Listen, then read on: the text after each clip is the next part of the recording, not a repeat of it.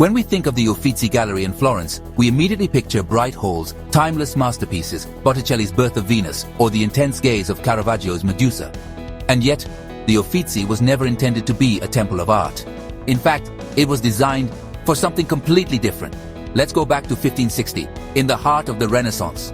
Grand Duke Cosimo I de' Medici, determined to consolidate power and organize the Florentine state, commissioned architect Giorgio Vasari to design a grand building to house the city's magistracies, the administrative and judicial offices of Florence.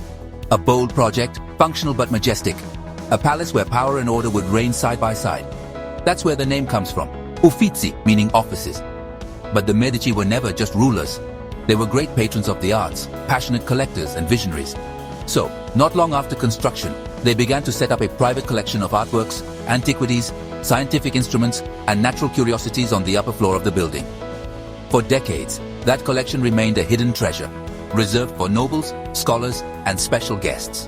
But in 1769, thanks to the foresight of the last Medici heiress, Anna Maria Luisa de' Medici, the Uffizi were opened to the public, becoming one of the first modern museums in Europe, welcoming not just the elite, but curious citizens and travelers as well. Today, a journey through centuries of beauty.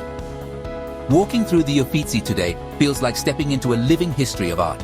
Here, centuries of human genius are on display, from Giotto to Leonardo, from Raphael to Michelangelo, from Titian to Artemisia Gentileschi. Every room, every painting, every painted glance tells a story of culture, creativity, and the evolution of our emotions. The famous Vasari corridor, connecting the Uffizi to Palazzo Pitti across the Ponte Vecchio, was built in just 5 months.